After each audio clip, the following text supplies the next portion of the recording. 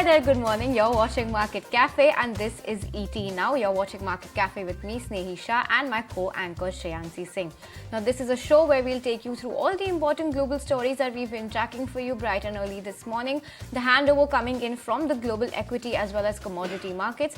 And in the second half of the show, then we'll delve domestic and we'll look at all the stocks that could be potential buzzers today, as well as what brokerages are flagging off for us this morning. So with that, let's kickstart the show then, and let's start by looking at the global handover. Shreyansi, take us through what the US markets have done in trade last night.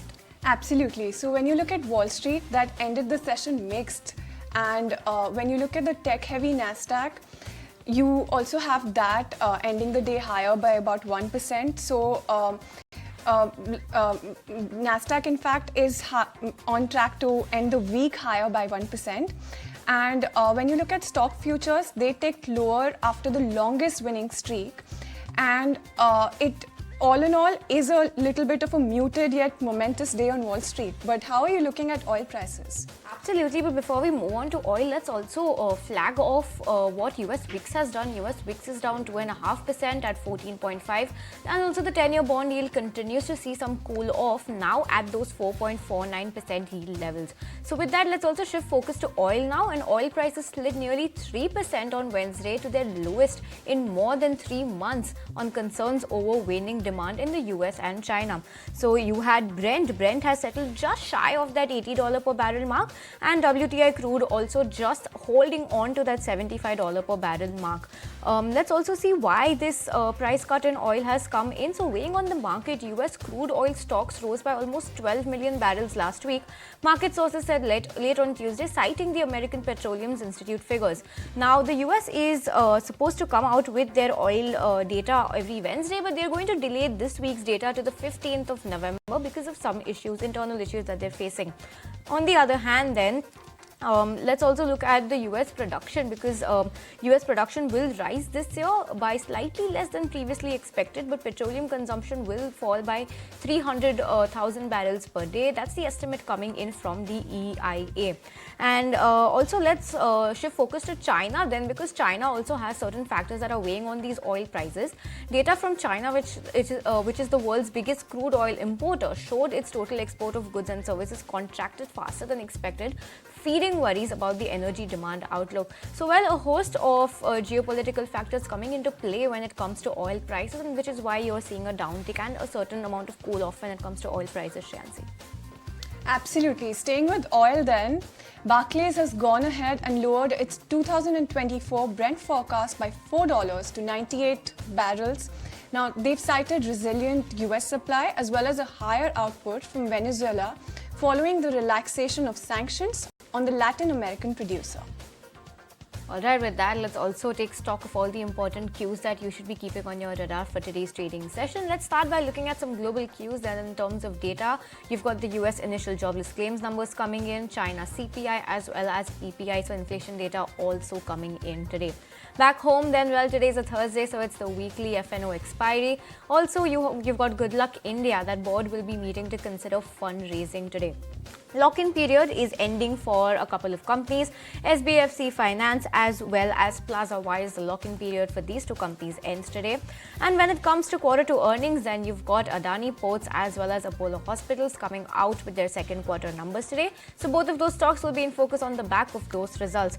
Action in the primary markets then, ASK Automotive IPO closes for subscription. Today is the last day to subscribe for the IPO if you want to do so, so keep an eye out for that one as well. And when we look at other events coming in globally, Jerome Powell, who's the Fed chair, will participate in the monetary policy panel today, as well as British car maker Lotus is going to make its India debut. So we're going to have one more brand that's going to hit Indian roads very soon. Switching gears to some somber news coming in from Israel, dozens of Palestinians were killed in intense Israeli bombardments overnight in the Jabalia refugee camp in Gaza. Meanwhile, thousands of Palestinians fled to northern Gaza on Wednesday, traveling miles on foot through the battered enclave in a growing exodus prompted by Israel's intensified ground and airstrikes. G7 foreign ministers on Wednesday called for humanitarian pauses in the Israel-Hamas war to allow in aid and help the release of hostages and sought a return to a broader peace process. Well, somber news keeps coming in from Israel. There's no hope of a ceasefire as of now. But let's shift focus and talk about some macro numbers then. Mortgage rates saw the biggest one-week decline in over a year last week, leading to the first increase in mortgage demand in a month. Interest rates on the most common type of residential mortgage in the United States plunged to 16-month low on the back of a treasury market rally.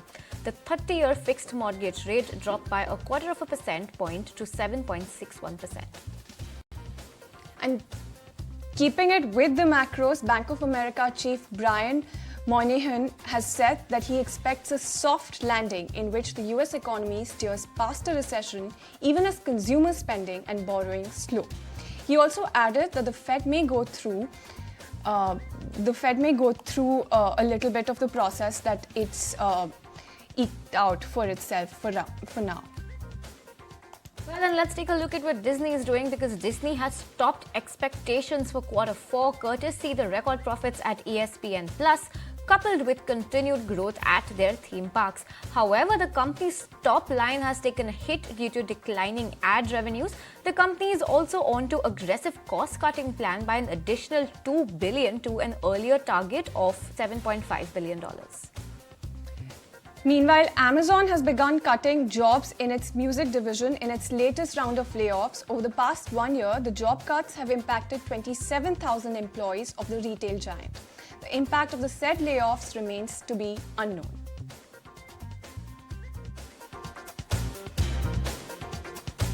Well, that's all the important global stories that we've been tracking for you this morning. It's time to slip into a very short break, but when we return, we'll take stock of how the Asian markets have opened up, so stay tuned.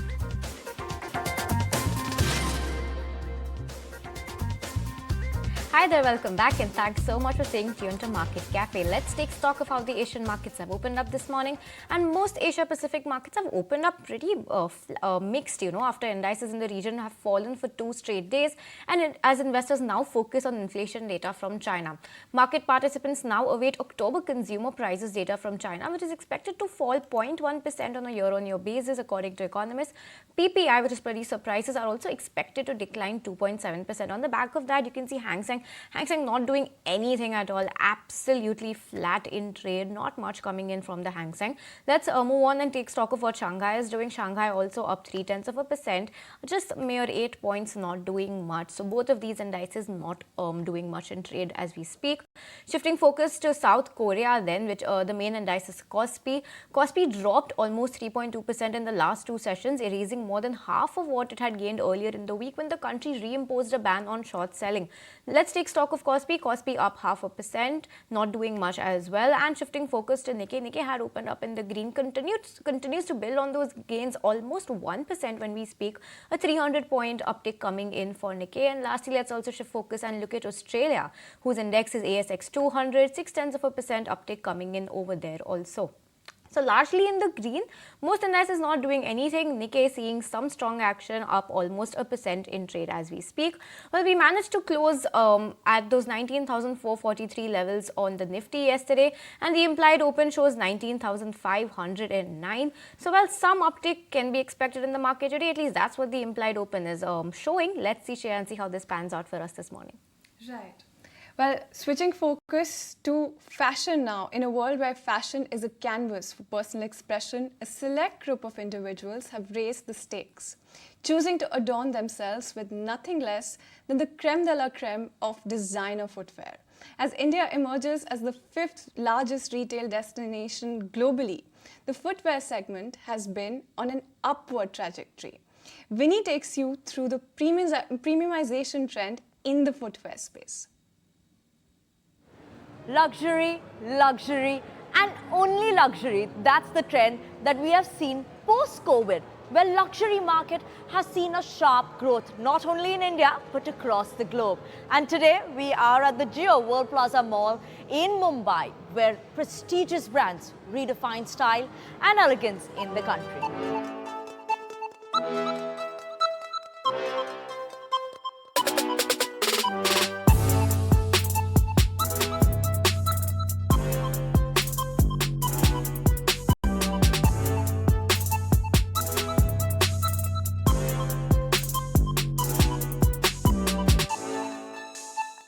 And in the world of luxury, the footwear segment has seen a remarkable growth in India.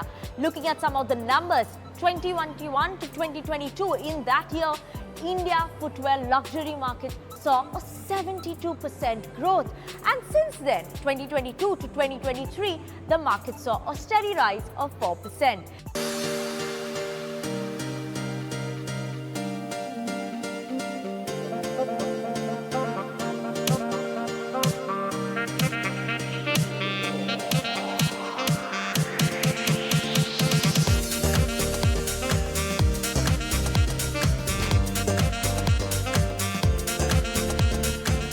As India becomes the fifth largest retail destination internationally, we have seen these global brands, international giants coming into India to grab this opportunity that the Indians are giving in the luxury market. According to details and data coming in from Euromonitor International, where they are saying that India luxury market is expected to be at $8.5 billion in 2023, which is a substantial increase from 2021 of $2.5 billion.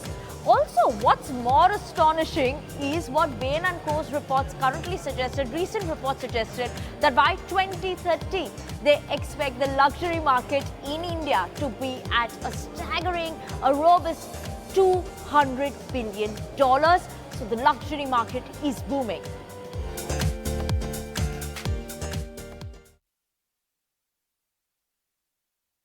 All right, premiumization and much more. We spoke with on this topic with Safir Anand on The Devil Wears Prada, which is one of our Diwali shows. So keep an eye out for that chat as well. Welcome back. Thank you so much for staying tuned in. Let's switch gears to a story coming in from the steel market. Now, government may provide royalty relief to steel companies for beneficiation of iron ore. ET now picks up from sources that the Finance Ministry is mulling a proposal to check import of high-grade iron ore. Prakash Priyadarshi is standing by with more details. Prakash?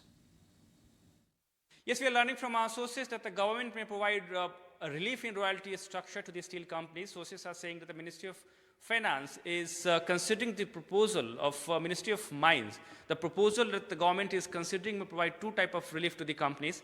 The first one is with regard to concession in royalty structure for beneficiation of iron ore from lower Fe grade to higher Fe grade, which means benefit could be given to the companies for beneficiation of 58% Fe grade iron ore to 62% Fe grade iron ore and above. So it's an important development coming in, especially in the context of ensuring sufficient availability of raw material to the steel companies. Sources are also saying that the concession of a benefit could be given in a range of 5 to 10%. It is going to benefit companies like NMDC and Tata Steel, as they are already undertaking beneficiation process, and they are also having sufficient equipment as well. The second important aspect of this proposal is with regard to providing relief in royalty structure, relief in royalty on royalty structure to these steel companies. Sources are saying that the overall methodology for calculation of royalty structure on iron ore is going to be changed. So it's an important development coming in, and sources are saying that this proposal is before Ministry of Finance and discussion is underway. However, sources are not confirming the timeline, but yes, they are saying that the right decision would be taken at appropriate time. Prakash, thanks so much for all of those details. Steel stocks are going to be in focus on the back of that news flow. But let's move on from one exclusive story to another. An insurance regulator, IRDAI, will come up with parametric property insurance cover under the Bima Vistar policy. Now, ET now has learned from sources that under this claim, the amount will be auto-credited in your account depending on the magnitude of the damage. Anurag Shah has more details on this. Anurag, what are you picking up? This Bima Vistar product, which will be launched very soon, which will have all-in-one product, which will have a health insurance coverage, life insurance coverage, personal accident coverage, and property insurance coverage. So in the property insurance coverage, you will not need to file claims. So it will be a parametric insurance in which depending on the magnitude of the event, the claim will be auto-credited to the person's bank account, and there will be a threshold of the magnitude. So if we talk about the damage through floods or rain, so in any particular area, the threshold range will be decided. For example, it will be 100 mm. So if in that particular area the rainfall is more than 100 mm, that happens, then the claimant will get the claim, automatic claim, without filing any insurance claim, without doing anything. So Bima Vistar will have a property insurance, health insurance, life insurance, and personal accident cover. So this policy will range between 800 to 1200 rupees premium per annum. And in this, it will have a health insurance also, a hospi cash, a benefit-based product. So if anyone get admitted to the hospital, then a fixed amount will be credited in account. And for property insurance, the sum assured maximum will be 1 lakh rupees. So after a particular magnitude of event happening, any catastrophic happening, with that particular threshold, a claim will be auto-debited to the person's policy. So that will be a parametric insurance. In the parametric insurance, the magnitude depends the claim amount. Well, thanks, Anurag. From one exclusive to another then, Haldiram's is actively considering a merger and IPO, aiming to emulate giants like PepsiCo and Frito-Lay as they explore growth opportunities and an annual market share boost of 20 to 30%. My colleague Bhavya Dua had an exclusive conversation with the director of Haldiram's Food International, Avin Agarwal. Let's listen in to a slice of that conversation. I think it looks like we are combining two entities to make it a better power. And so MNCs are growing day by day in India. So we want to be a part of that culture as well. We want Haldiram's to be like PepsiCo or Frito-Lay for that matter. As a combined entity, Haldiram's has almost 50% share of the entire sweets and namkeens market in India, right? Sure. So post the merger, where do you see that growing? So hopefully with everything that is falling into place, we should grow by 20 to 30% every year. And we see that we should get as much market share as possible. Do you think post-merger IPO is something you look forward to? So we haven't finalized on anything yet. We are discussing all the possibilities. We are seeing what is better for the company. We'll do that. And what about earlier this year that Tata consumers might want to have a stake in the Haldiram's combined entity? What is going on there? Could you share some detail? Again, like I said, we are exploring all the opportunities. There's nothing concrete we can comment upon right now. But there are a lot of things happening, so let's see what happens. So when we talk about Haldiram's going global journey, can we go a little in detail about how does the export for Haldiram's look like? So initially when we started exporting, it was only for Indians abroad, right? Indians and Asians abroad. But now, thankfully, to the cultural shift that has come in, we have a lot of non-ethnic population buying our products, and they are accepting the taste. It's just about getting it right at the right place at the right time, I would say. All right, that's the word coming in from the management at Haldiram's, but it's raining exclusives on ET now. But let's shift focus to one mega exclusive that's coming in, and United States will be investing $553 million to fund the setting up of a port terminal in Sri Lanka by Indian billionaire Gautam Adani. My colleague Ajay had the chance to speak with the Adani Ports chief Karan Adani to take stock of the investment and what this means for the conglomerate going forward. Listen. So, as we have done with Bangladesh, we have set up a power plant in India, in Jharkhand, and then we are supplying electricity through transmission line in Bangladesh. We do see that there is a great opportunity to have wind farms set up in northern part of Sri Lanka, and then to set up a transmission line into India and export that power from Sri Lanka into India, renewable power. And that's what we are looking at. I think it's a great opportunity because the renewable PLFs that we get over here especially in the northern part on the onshore, is same as an offshore wind farm. So we do see there is a lot of possibility, and the idea is that how do we start working towards integration of both the economies, so that it helps. Interdependency always helps. End of the day, it helps in terms of the overall economics and the growing, making sure that your neighbors also grow along with you. So to bring that overall stability, it's always good that we work with our neighbors, and we try to integrate as much as possible. Karan, I was just going through your annual report of the Adani Ports. It's outstandingly written, I must say. The amount of detailed research. It talks about two things I want to talk about. One is Vision 2025, which is talked about, which is more near-term and medium-term vision. And then you talk about 2030. Sure. So it has more strategic initiatives which you aim to take out there. If you could just throw some light on that. So 2025, two large immediate objectives that we are achieving. By 2025, we would be hitting 500 million tons of handling as APSEZ. And second, we would be carbon neutral company by 2025. By 2030, what we are targeting to do is to be largest port company globally, and also from an India perspective to be the largest transport utility.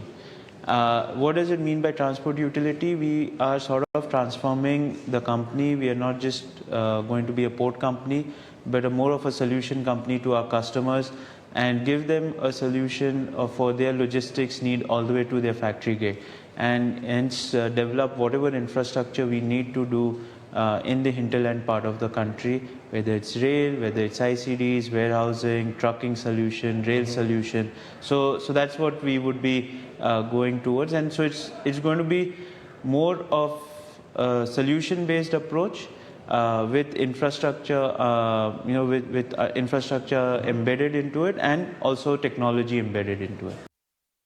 Well, that indeed was the mega exclusive. But shifting focus to the Festival of Lights, Diwali is just some days away, and we have been speaking with market honchos to understand the key themes and trends in the Indian equity market. But we at ET Now have been tracking the trends ourselves, and my colleague Somit has some interesting data to highlight the biggest market trends in the year gone by. Take it away, Somit. Well, a happy Diwali to you and all our viewers, and we definitely expect the next Samvat to be a good one for India. However, if you see in the last Samvat, India's market capitalization increased by around 12% to close to $3.7 trillion. But even the global market capitalization, that also increased by around 12% from the last Samvat till now. Now, if you see the performance of Indian benchmark, however, that has underperformed the global peers. Euro stocks, Nikkei and S&P 500 have given much more return compared to the Nifty 50 in dollar terms. They have given a return in the range of around 15 to 28%, while the Nifty 50 was up just 9%. However, India has managed to outperform China from last Samvat till now, because the Chinese index was down around 0.6 odd percent. Now, though our benchmark might have given a high single-digit return, it was the mid-cap and small-cap that have given more returns than what the benchmark has given. In fact, Nifty small-cap is up around 36%, while the Nifty mid-cap index has gained close to 30%. And it was the Nifty realty stock that has gained nearly 50% since last Samvat till now. Apart from that, it was Nifty auto and Nifty FMCG which have given a handsome return of close to 18 to 26% since last Samvat till now. And when it comes to stock specific, in the benchmark index, it was the Tata Motors which has gained nearly 61% since the last Samvat, followed by L&T which was up 55% and Bajaj Auto which was up 47%. So two auto stocks in the top three when it comes to the Nifty 50 index. In the Nifty mid-cap index, if you see, it was all PSU stocks that have led the gains for the mid-cap index and from last Samvat till now. FSCT, RVNL, IRFC, REC, Mazgaon Dog, anywhere up between 200 to 520% since last Samvat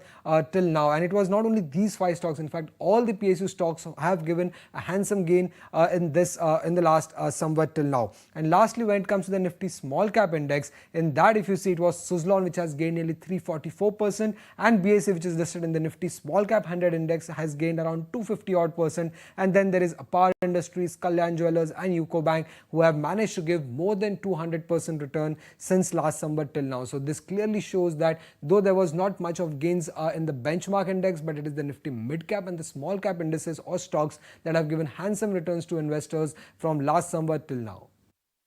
Lots of interesting data coming in on stocks over there on the year gone by. Thanks, Somit, for that quick roundup. But with that, let's slip into a very short break. When we return, we'll look at more stock-specific news and updates, so stay tuned to the channel.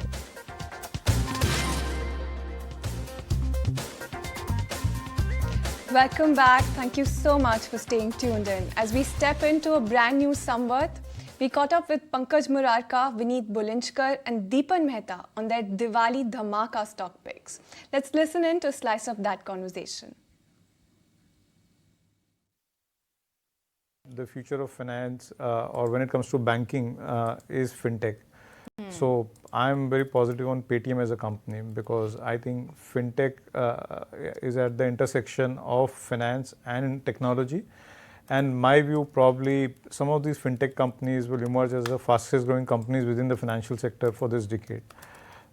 So clearly I like that, and now the companies turned profitable and probably they're going to have very strong growth over the next let's say 2 to 3 years, and I think valuations still are very reasonable. So in the context of the near-term growth over the next couple of years, and more importantly, the opportunities that lie for the company from a medium-term perspective, I think it becomes a very compelling bet for me. So not just for 1 year, but you're saying it's a long-term bet as well that one can hold for the next 3 to 5 years? Absolutely. Long-term bet. But, you know, there's one more, new age tech, and Vineet, you also have picked up Zomato, right? So what's your view on Zomato? You know, similar to what Pankaj is saying as well, this new age tech space, how are you seeing that grow as well? And So, Zomato specifically? I will definitely second his views, but I'd like to add one short-term trigger to it, is that coming off of the interest rates. So from 5% international treasuries, we are down to 4.5. And you know, every time whenever the interest rates come off, okay, when the yields come off, the new age stocks fly out. And Zomato has a well-established business model. You know, any existing competition that was coming through is not there. Dunzo has fallen off. So, you know, the Reliance weight, what if they enter the segment, how it would do, is no more a challenge to Blinkit. Blinkit has broken even. And Zomato and Swiggy are in a veritable duopoly business, growing very well. Profitability is established. And you know, there's a long runway ahead of compounding growth. So I believe the stock should do well in the next 3 to 5 years. Okay, another 3 to 5 year bet coming in. Those are the new age verticals, but then there is some old school traditional sectors, infrastructure, etc., which are also doing well, Dipan. And that's the case, I guess, you're picking up VATech, Babak?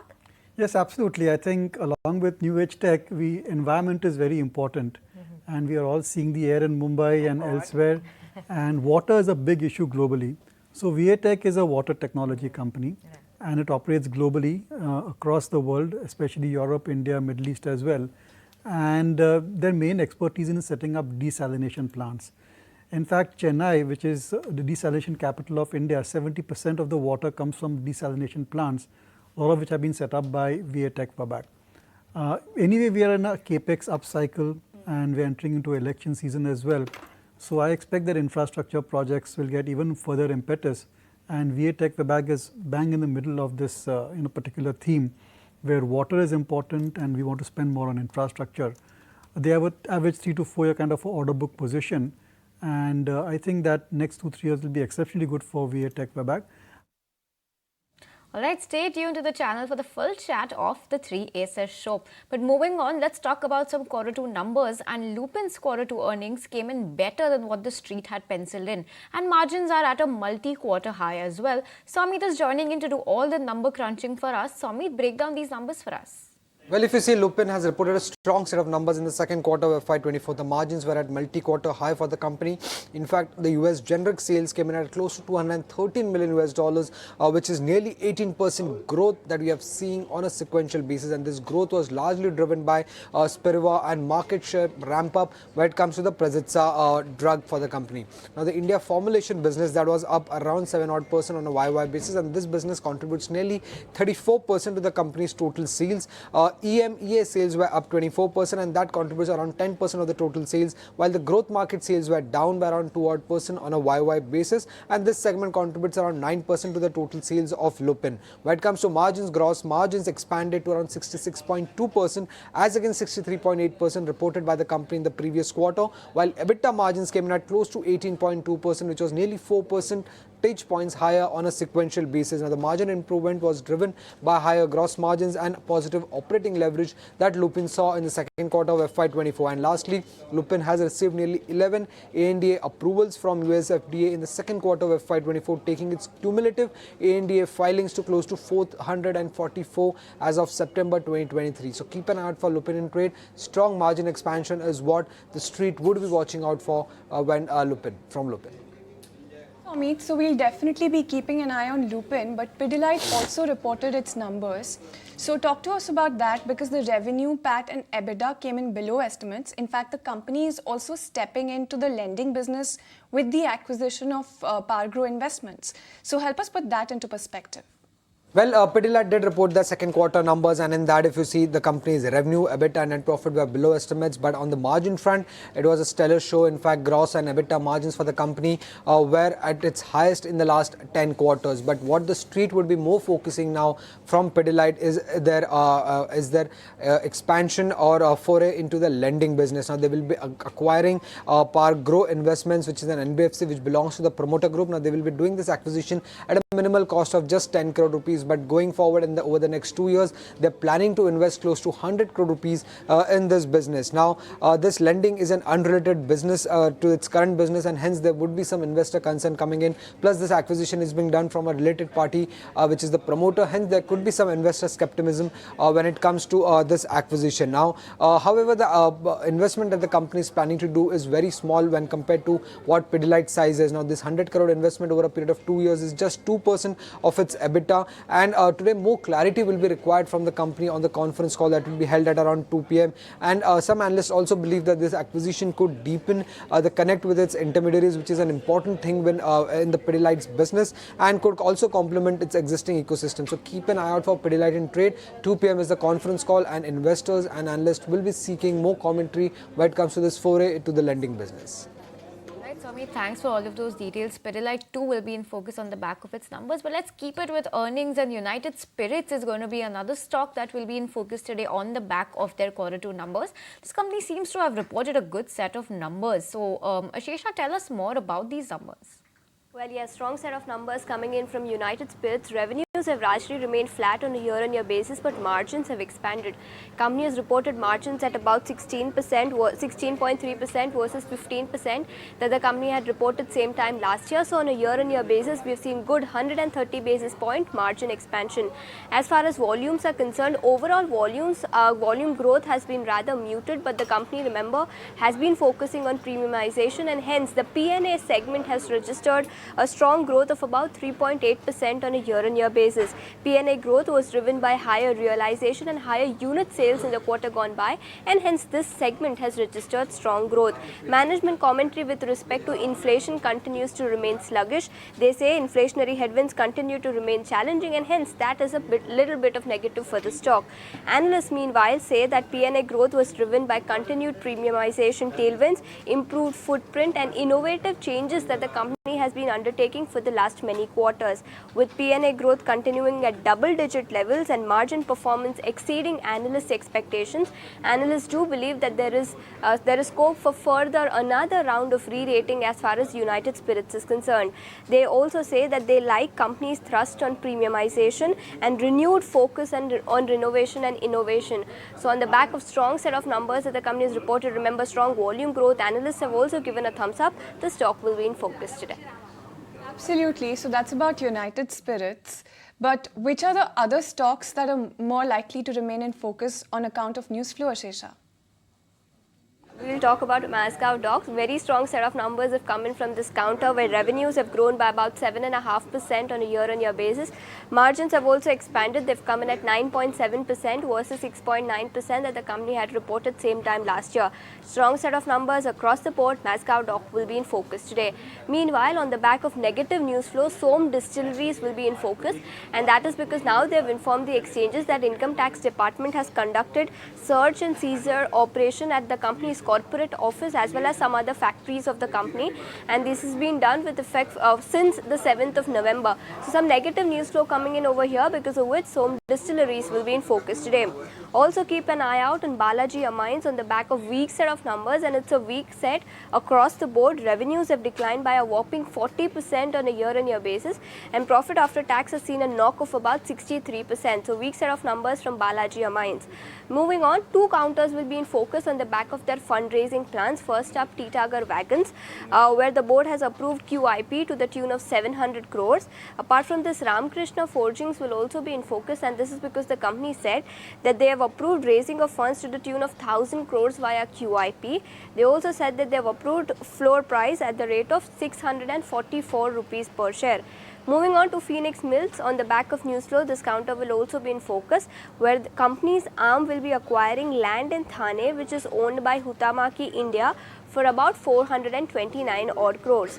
Sri Renuka Sugar, on the back of weak set of numbers, will also be in focus, where consolidated revenues are up by about 16% on a year-on-year basis, but their losses have expanded. Company has reported loss of about 205 crores versus 141 crores same time last year. So bottom line has taken a bigger hit this time around, and hence Sri Renuka Sugar will also be in focus. Alright, thanks Ashesha for all of those details. Lots of stocks today in focus on the back of their earnings as well as news flow. But let's go across to Vamakshi, who's flagging off all the stocks that brokerages are keeping on their radar this morning. Good morning, Vamakshi. I believe we have reports coming in from Citi, Jefferies as well as Goldman Sachs. So what stocks are these brokerages keeping on their radar this morning?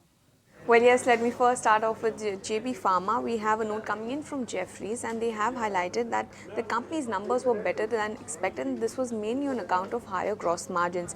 FY24 EBITDA margin is in fact seen at the upper end of their guidance of almost 25 to 27%.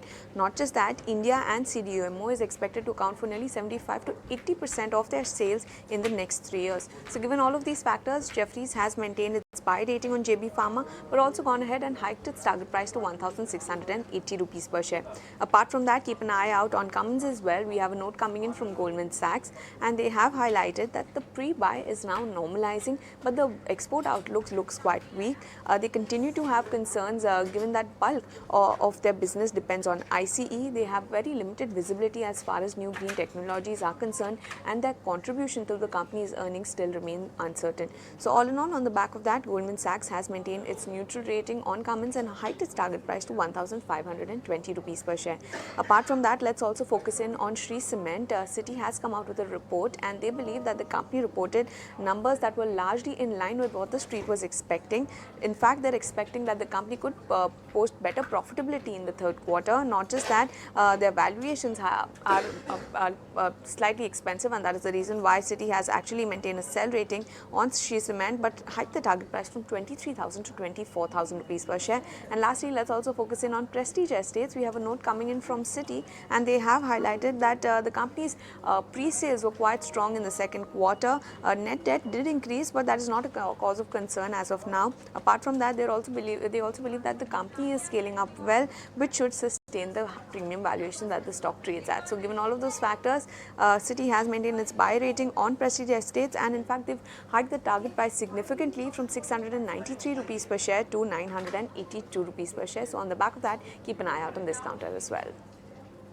Kamakshi, we'll definitely be keeping an eye on all of those counters, but switching the spotlight to healthcare major Apollo Hospitals. And this one is set to report its Q2 results today, where revenue is expected to jump 7% on a year-on-year basis, and net income is expected to come in 37% higher than the previous year.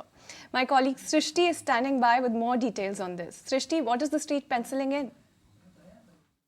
So good set is expected by Apollo Hospitals this time around, and the push really can come from the hospital segment, which is expected to have an improvement not just on the occupancy level but operationally.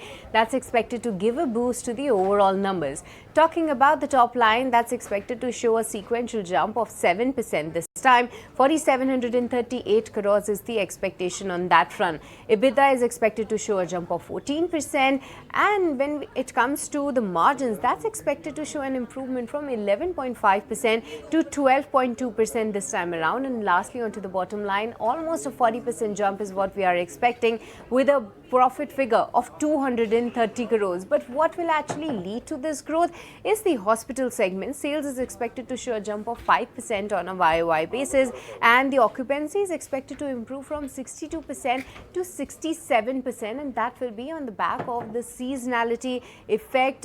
So that could be one driver. When it comes to the pharmacy segment, 13% growth YOY is what we are expecting. The store additions and the higher sales from the existing stores are expected to drive the growth. But the key to watch will actually be the losses in 24/7, because that's still expected to remain elevated. So further guidance of reducing those losses by the management will be the key monitorable this time around.